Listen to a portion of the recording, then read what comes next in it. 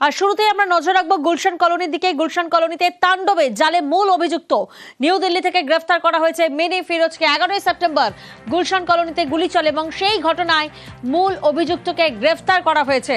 প্রতিনিধি রৌনক এই মুহূর্তে আমাদের সঙ্গে রয়েছেন। রৌনক, কিভাবে পুলিশের জালে মূল অভিযুক্ত মিনি ফিরোজ?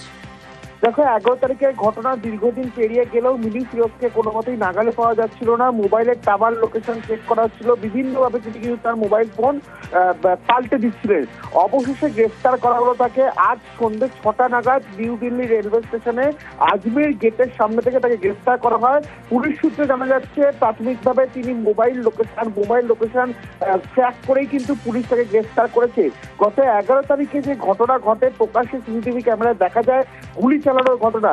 এই ঘটনায় প্রায় 7 জনের কাছাকাছি অভিযুক্তকে পুলিশ গ্রেফতার করেছিল এবং এর পেছনে মূল অভিযুক্ত ছিল এই মিনি ফিরোজ, যে কিনা গত কয়েক মাস ধরে এই গুলশান কলোনি এলাকায় তার দাপট চালিয়ে যেত। প্রকাশ্যে অস্ত্র নিয়ে ঘোরাফেরা থেকে শুরু করে একাধিক ফুটেজ সামনে এসেছিল এবং যখন এই ঘটনা ঘটে তারপর থেকে তার সমাজ মাধ্যমে তিনি একাধিক থ্রেটের ভিডিও পোস্ট করছিল, কিন্তু পুলিশের দ্বারা কোনো মতেই তিনি আসছিলেন না।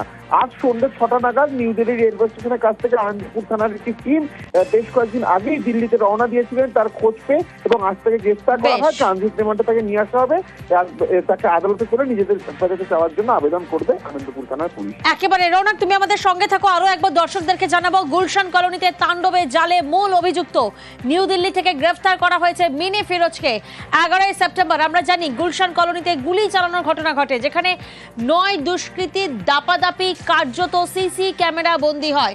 সেই ঘটনায় কয়েকজন গ্রেফতার হলেও অধরা ছিল মূল অভিযুক্ত মিনি ফিরোজ। নিউ দিল্লির আজমেরি গেটের সামনে থেকে ধৃত মিনি ফিরোজ। আরো একবার আপনাদেরকে জানাবো, 11ই সেপ্টেম্বরের ঘটনা গুলশান কলোনি, সেখানে গুলি চলে এবং সেই ঘটনায় মূল অভিযুক্ত অধরা ছিল। মূল অভিযুক্তকে গ্রেফতার করা হয়েছে। আরো একবার যাব, গুলশান কলোনিতে তাণ্ডবে জালে মূল অভিযুক্ত। রৌনক আমাদের সঙ্গে রয়েছেন। রৌনক, যেমনটা তুমি বলছিলে, নিউ দিল্লির আজমেরি গেটের সামনে থেকে মিনি ফিরোজকে গ্রেফতার করেছে পুলিশ। দেখো, একেবারে যেদিন এই ঘটনা ঘটে তারপর থেকে কিন্তু মিনি ফিরোজেরই খোঁজ চালাচ্ছিল আনন্দপুর থানার পুলিশ। এই ঘটনায় প্রায় 7 জনের কাছাকাছি অভিযুক্তকে পুলিশের আগেই গ্রেফতার করেছিল এবং 11 তারিখের পর থেকে এই মিনি ফিরোজ পলাতক ছিল। দেখা যাচ্ছিল তার সমাজ মাধ্যমে একাধিকবার তিনি ভিডিও পোস্ট করছিলেন, স্থানীয় কাউন্সিলর থেকে শুরু করে বিভিন্ন জনকে থ্রেট দিচ্ছিলেন। তারপরেও কিন্তু পুলিশ তাকে কোনো মতেই খুঁজে পাচ্ছিল না। বেশ কয়েকদিন আগে আনন্দপুর থানার একটি টিম নিউ দিল্লির জন্য রওনা দেয়।